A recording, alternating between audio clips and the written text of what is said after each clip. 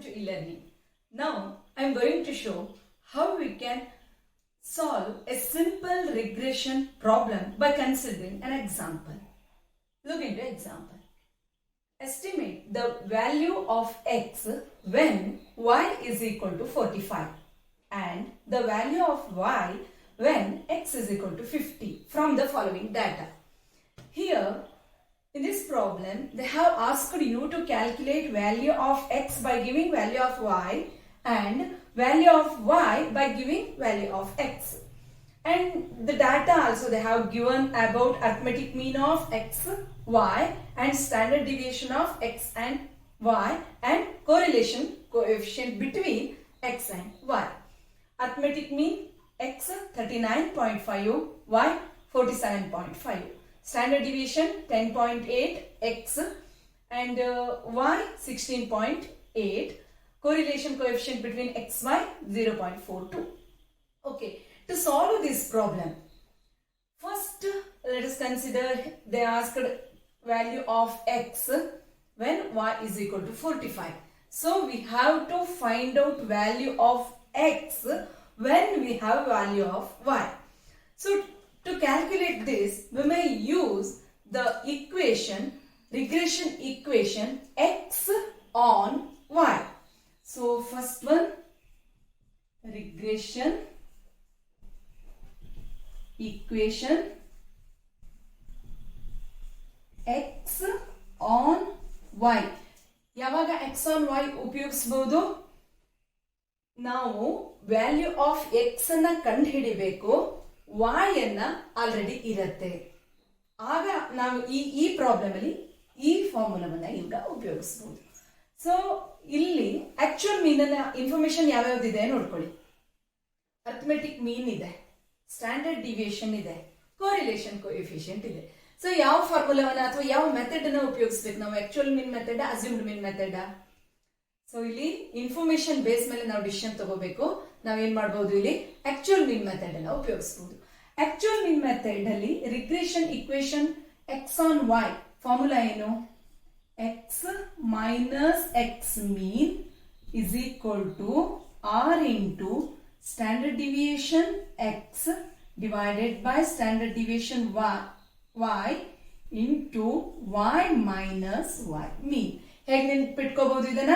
Regression equation X on Y. So start X ಇಂದ ಮಾಡಿ. X minus X mean is equal to R correlation coefficient into x on y ಅಲ್ವಾ? So standard deviation of X divided by standard deviation of y. So end ಯಾವ್ದ್ರಿಂದ ಆಗಿದೆ? ಇಲ್ಲಿ x on y ಕೂಡ y ಇಂದ end ಆಗಿದೆ, ಇಲ್ಲಿ x y minus y ಇಂದ end ಆಗಿದೆ. ಈ ರೀತಿಯಾಗಿ x on y ಅನ್ನ ಕಂಡುಹಿಡಿಬಹುದು.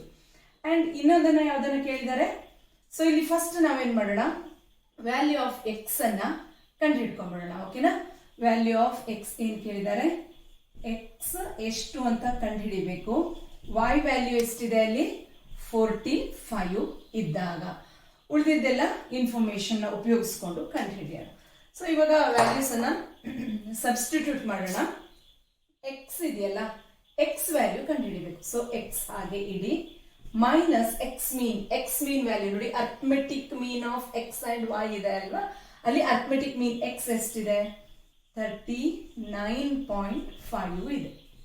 is equal to correlation coefficient ಎಷ್ಟಿದೆ ವ್ಯಾಲ್ಯೂ? 0.42 ಇದೆ. Standard deviation X, standard deviation X column ಅಲ್ಲಿ 10.8 ಇದೆ. Next standard deviation of Y ಎಷ್ಟಿದೆ? 16.8 ಇದೆ. ನೆಕ್ಸ್ಟ್ ಅಲ್ಲಿ y minus y mean. y value already they have given, ಅಂದ್ರೆ particular ಆಗಿ ನಮಗೆ 45 ಇದ್ದಾಗಲೇ ಅಂತ ಕೇಳಿದ್ದಾರೆ. ಅದಕ್ಕಾಗಿ ನೀವು ಇಲ್ಲಿ ಏನ್ ಮಾಡಬಹುದು, ಡೈರೆಕ್ಟ್ ಆಗಿ 45 ಅಂತ ತಗೋಬಹುದು. y ಮೀನ್ ವ್ಯಾಲ್ಯೂ ಎಷ್ಟಿದೆ? ಅರ್ಥಮೆಟಿಕ್ ಮೀನ್ ಆಫ್ y 47.5 ಇದೆ. ಸೊ ಇಷ್ಟಾದ್ಮೇಲೆ ಏನ್ ಮಾಡ್ಬೇಕು ನಾವು? ಇದನ್ನ ಸಿಂಪ್ಲಿಫೈ ಮಾಡಿದ್ರೆ ಆಯ್ತು. ಕ್ಯಾಲ್ಕುಲೇಟರ್ನ ತೆಗೆದುಕೊಳ್ಳಿ, ತಗೊಂಡ್ಬಿಟ್ಟು ಎಕ್ಸ್ ಮೈನಸ್ ಎಕ್ಸ್ ಮೀನ್ ಇದೆಯಲ್ಲ ಅದನ್ನ ಹಾಗೆ ಇಡಿ ಸದ್ಯಕ್ಕೆ. ಎಕ್ಸ್ ಮೈನಸ್ 39.5 ಹಾಗೆ ಇರ್ಲಿ. ಇದನ್ನ ಸಿಂಪ್ಲಿಫೈ ಮಾಡ್ಕೊಳ್ಳೋಣ. ಹೇಗೆ? 10.8 divided by 16.8 into 0.42 is equal to 0.42 26999 ಇದೆ ಅಲ್ವಾ, ರೌಂಡ್ ಆಫ್ ಮಾಡಿದ್ರೆ 699, 27 ತಗೋಬಹುದು ನೀವು, 27. ನೆಕ್ಸ್ಟ್ ಇಲ್ಲಿ ನೋಡಿ y ಮೈನಸ್ y ಮೀನ್ ಹೇಗಿದೆ, 45 ಮೈನಸ್ 47.5 ಇದೆ, ಹಾಗಾದ್ರೆ ಎಷ್ಟಾಗುತ್ತೆ, ಮೈನಸ್ 2.5 ಆಗುತ್ತೆ ಅಲ್ವಾ. ಫರ್ದರ್ x ಮೈನಸ್ 39.5 ಹಾಗೆ ಇರಲಿ. ನೆಕ್ಸ್ಟ್ ಸ್ಟೆಪ್ ಅಲ್ಲಿ ಕೂಡ ಇಲ್ಲಿ ಏನ್ ಮಾಡಿ, 0.27 into 2.5 minus 2.5 plus into minus ಏನಾಗುತ್ತೆ, ಮೈನಸ್ ಆಗುತ್ತೆ, 0.675. x is equal to ಇಲ್ಲಿ ಮೈನಸ್ 39.5 ಇದ್ದಿದ್ದು ಈ ಕಡೆ ಬಂದ್ರೆ ಏನಾಗುತ್ತೆ, ಪ್ಲಸ್ ಆಗುತ್ತೆ ಅಲ್ವಾ, ಮೈನಸ್ 0.675 ಮೈನಸ್ ಇದ್ದಿದ್ದು ಪ್ಲಸ್ ಆಯ್ತು, 39.5. So x is equal to minus 0.675 plus 39.5. So 39.5 minus 0.675 is equal to 38.825 ಆಯ್ತು.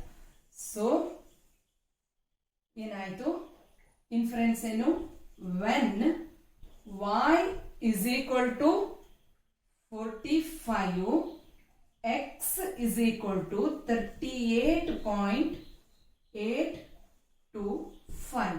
So first step ಮುಗಿತು, we have finished the first step. First ಕೇಳಿದ್ದೇನು, the value of x, estimate the value of x when y is equal to 45 ಅಂತ ಕೇಳಿದಾಗ ನಮಗೆ ಈ result ಬಂತು. Okay, next ಅಲ್ಲಿ ಏನು, ಇವಿಷ್ಟು ಆಯ್ತಾ. ಸೊ ಇಲ್ಲಿ regression equation x on y ಆಗಿ ಅದನ್ನ ನಾವು ಕ್ಯಾಲ್ಕುಲೇಷನ್ ಮಾಡಿದ್ವಿ. ನೆಕ್ಸ್ಟ್ ಸ್ಟೆಪ್ ಅಲ್ಲಿ ನಾವೇನ್ ಕ್ಯಾಲ್ಕುಲೇಷನ್ ಮಾಡಬೇಕು, we have to estimate the value of y when x is equal to 50. So ಯಾವ ಇಕ್ವೇಶನ್ ಉಪಯೋಗಿಸಬೇಕು, here we have to estimate the value of y. So we have to take regression equation y on x. Let me to rub the board first. ಇಲ್ಲಿ ಯಾವ್ದಾಗತ್ತೆ, regression equation ಯಾವಾಗ x on y ಆಗಿತ್ತು, when you have to estimate the value of x ಇದ್ದಾಗ x on y ಆಗತ್ತೆ. When you have to estimate the value of y ಇದ್ದಾಗ regression equation y on x ಆಯ್ತು. Formula starts with y minus y mean is equal to correlation r into correlation coefficient y on x ಅಲ್ವಾ, standard deviation y divided by standard deviation x into x minus x mean. So ಇಲ್ಲಿ ಏನನ್ನ ಕೊಟ್ಟಿದ್ದಾರೆ ಅವರು, estimate the value of y is equal to question mark when x is equal to 50 ಇದೆ ಅಲ್ವಾ. Now let us substitute the values.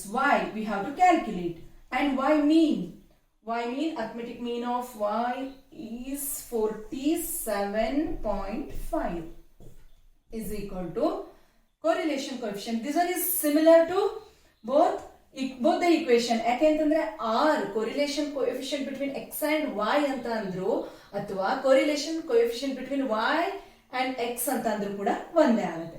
So 0.42 ಇದೆ. Next standard deviation y ಎಷ್ಟಿದೆ, 16.8 divided by standard deviation next x 10.8. First y ತಗೋತೀವಿ, standard deviation of y, next standard deviation of x ತಗೋತೀವಿ. x value here they have given, so 50 ಅಂತ direct ಆಗಿ ತಗೊಂಡ್ಬಿಡಿ. Next x ಮೀನ್ ಎಷ್ಟಿದೆ, arithmetic mean of x 39.5 ಇದೆ ಅಲ್ವಾ, 39.5. So next step we have to simplify. Y minus 47.5 is equal to 16.8 divided by 10.8 into 0.42 is equal to 0.6533 ಇದೆ, 653 ತಗೊಳ್ಳೋಣ. Next ಇವಿಷ್ಟು simplify ಆಯಿತು, into 50 minus 39.5 is equal to 10.5 ಆಯ್ತು. So y minus 47.5 is equal to 10.5 into 0.653 is equal to 6.856 ಇದೆ. So next y is equal to 6.856, ಇಲ್ಲಿ minus 47 ಇದ್ದಿದ್ದು plus 47.5. So y is equal to 6.856 plus 47.5 is equal to 54.356. So y ಯಾವಾಗ when x is equal to 50, y is equal to 54.356. See, like this we can estimate the value of x when they have given y value and value of y when they have given x value. So x value na estimate ಮಾಡಬೇಕು y value ಕೊಟ್ಟಾಗ ಅಂತಂದ್ರೆ x on y ತಗೊಳ್ಳಿ. ಯಾವಾಗ ನೀವು y ವ್ಯಾಲ್ಯೂನ estimate ಮಾಡಬೇಕು x value ಕೊಟ್ಟಾಗ y on x ಅನ್ನ ತೆಗೆದುಕೊಳ್ಳಿ. ಈ ರೀತಿಯಾಗಿ ಸಿಂಪಲ್ 5 ಮಾರ್ಕ್ಸ್ ಗೆ ಬರಬಹುದಾದಂತಹ ರಿಗ್ರೆಷನ್ ಪ್ರಾಬ್ಲಮ್ ಅನ್ನ ಈಸಿಯಾಗಿ ತಪ್ಪಿಲ್ಲದೆ ಇದ್ದ ರೀತಿಯಲ್ಲಿ ಸಾಲ್ವ್ ಮಾಡಬಹುದು. Thanks for watching.